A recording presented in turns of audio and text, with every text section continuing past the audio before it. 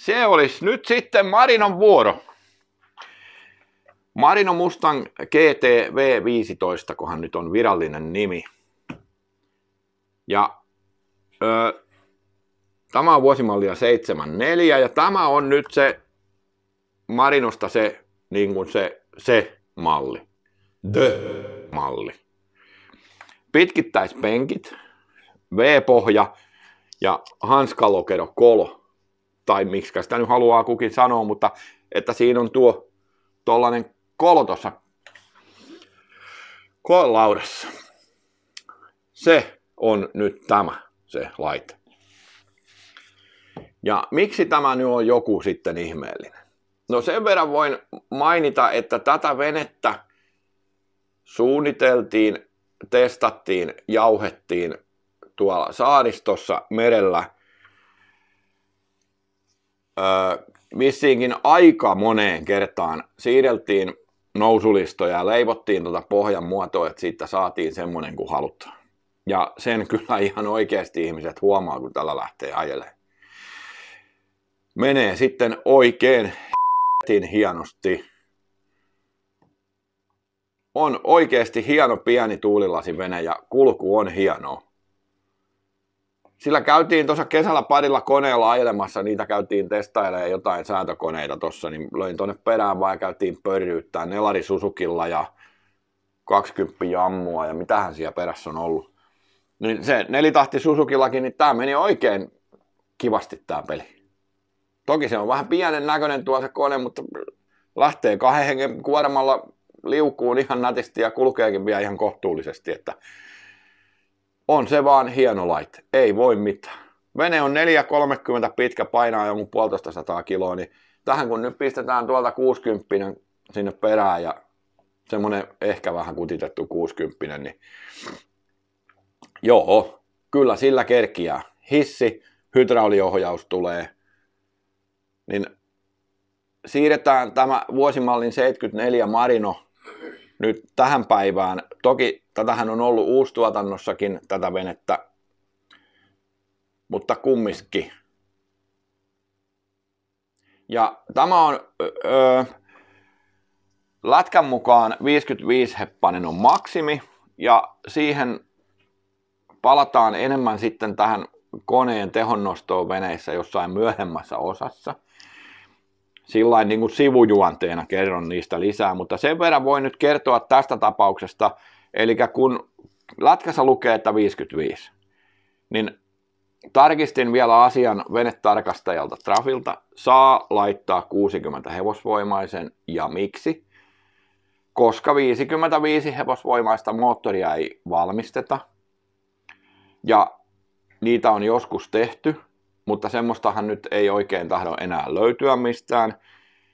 Ja vaikka löytyisikin, niin semmoinen vanha 55 tonne, niin joo, sopisi henkeen paremmin tietysti, mutta tässä tapauksessa niin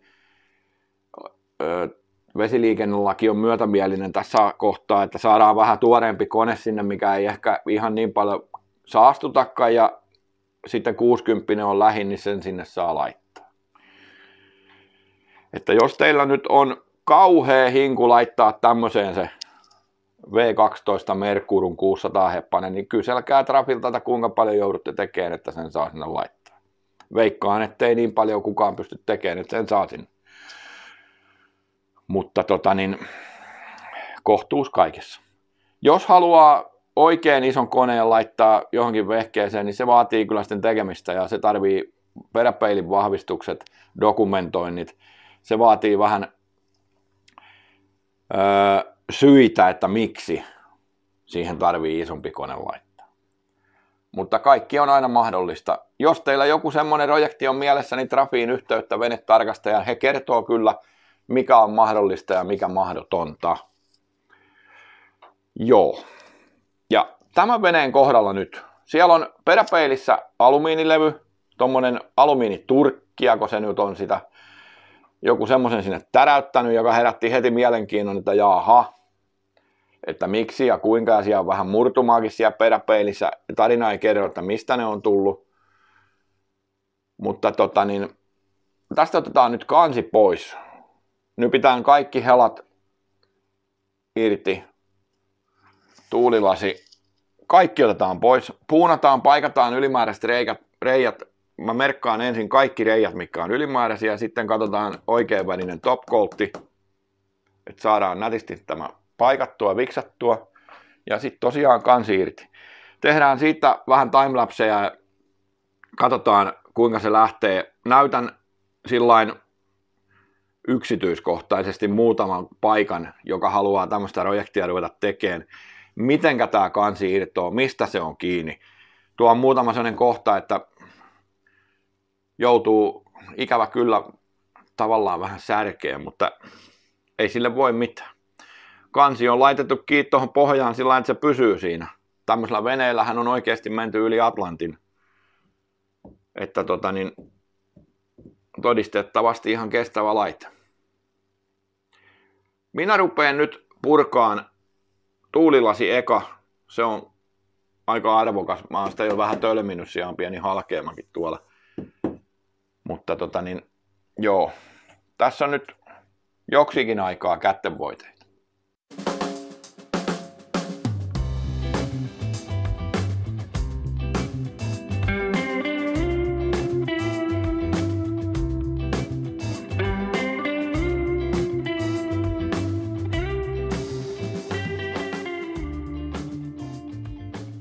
Törmäyslistan irrotus.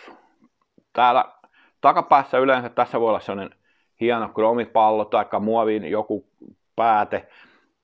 Niitillä, tässä tapauksessa ruuvilla. Löydämme sen ruuvin täältä. Tämä ei ole tässä muulla kiinni. Kattokaa ne. Pitäisikö siihen pistää karvoja, että osuu. No, sieltä. Se on tuohon reunakuituun, tuohon kannen saumaan vedetty. Ruuvilla. Noin. Ja tämä lähtee tästä sitten. Ja on sitten vähän jo kovan olosta. Ja ei tarvitse pelätä. Tämä saa tänne kyllä takaisin. Kerron sen sitten joskus myöhemmin, kun laitetaan se takaisin.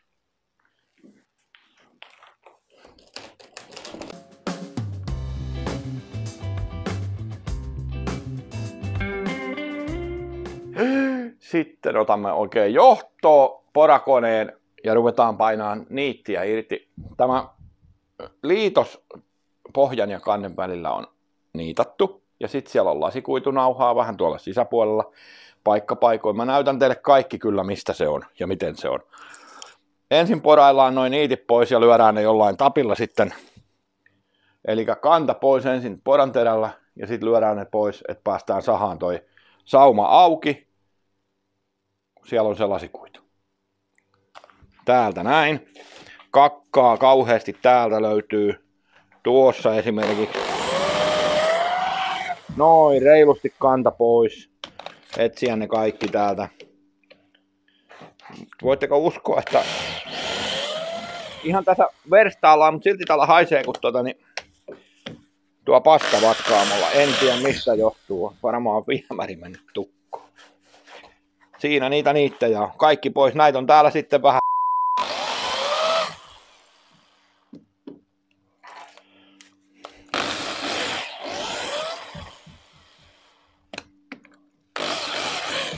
Noin. Kylläpäs siellä on varmaan kana jäänyt tuohon, kun ei meinaa millään mennä. Sieltä vaan jokainen pois, niin kyllä se siitä sitten.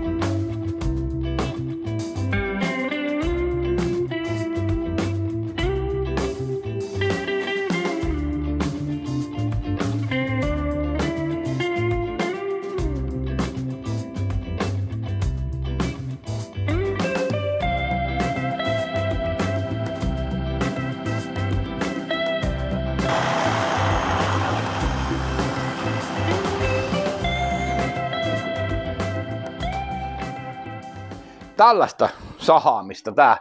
Eli tämä siis tämä kannen ja pohjan sauma. Siinä on ne niitit, sitten siellä on liima ja sisällä on osan matkaa lasikuitumatot laminoitu. Niin kiilaa väliin ihan reilusti, että sahaatte sitten sitä saumasta, että te sahaa jompaa kumpaa. Se lähtee vähän ratkea ja sitten saha väliin ja taas kiilaa painaa sinne, että se aukeaa toi sauma niin kuin tavallaan jo, kun sitä ruvetaan sahaa. Noin.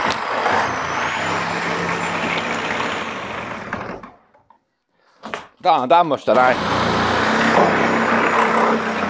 Noin. Se on nyt se sauma auki. Ja seuraavaksi sitten me mennään tonne laatikoihin, istumalaatikoihin. Ja otetaan sieltä ne saumat auki. Puretaan tämä. Avataan toi peräpeilin täältä. Tää pitää nakutella auki, siellä on liima. Että saadaan tää kansi sitten irti. Niin mä jatkan tätä. Te näette sen sitten seuraavan kerran. Terve!